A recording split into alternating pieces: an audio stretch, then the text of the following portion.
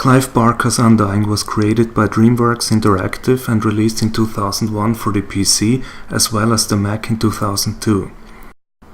Clive Barker is a British writer of horror stories and was also responsible for the story of Clive Barker's Jericho. Unfortunately, both games not only share the story writer, both are also quite obscure, and Undying even more so than Jericho.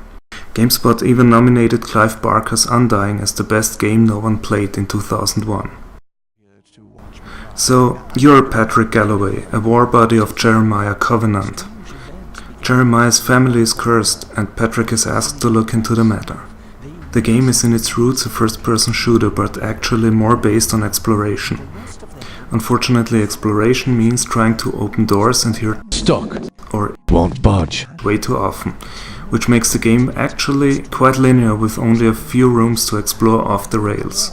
As you progress, you will also visit other locations such as a monastery in the present and the past, or a pirate's cove, and each of these locations is themed to one of the family members. You also have the choice of many weapons. Basic ones such as a pistol or a shotgun, and even more exotic ones like a Molotov cocktail or the Tibetan war cannon. What makes the game a bit stand out is the number of spells you can use, which can also be upgraded.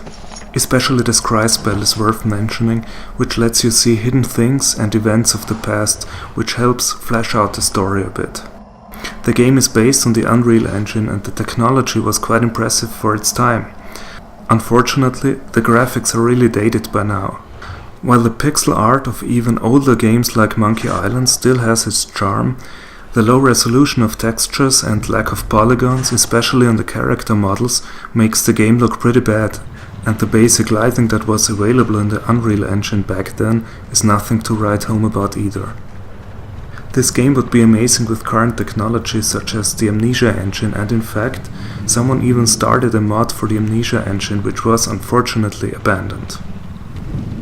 However, the good thing about the lack of darkness is that you don't have to sit 5 centimeters in front of your screen to actually see something like in other spooky games, and the mansion itself is done really well. Though I'm not sure if the rooms actually add up to something that resembles a house. That would be interesting to see if the rooms actually fit together. There's not much to say about the music, since it mostly uses ambient sounds, and most of the time you will only hear the sound of your Tibetan war cannon anyway. The voice acting, in my opinion, is decent, and the lines they speak are written really well, as I would expect from a professional writer.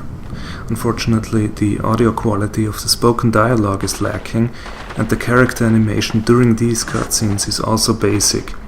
This was probably limited by the technology that was available back then, but it conveys the story nicely. In my opinion, the gameplay is well balanced, even though the game is a bit easy. I do like the variety of weapons and spells, but you will only use a few of them anyway. For example, the scythe is pretty awesome, but the Tibetan war cannon is much more useful. So what is my overall opinion? I would say it is still a great game, even though the graphics aren't up to date anymore, but the atmosphere is so well done and the storyline so well written that I can just recommend it for everyone. This is a game you shouldn't miss if you're a fan of the mix of action and horror.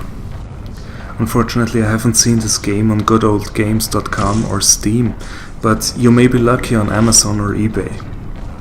So this game is highly recommended.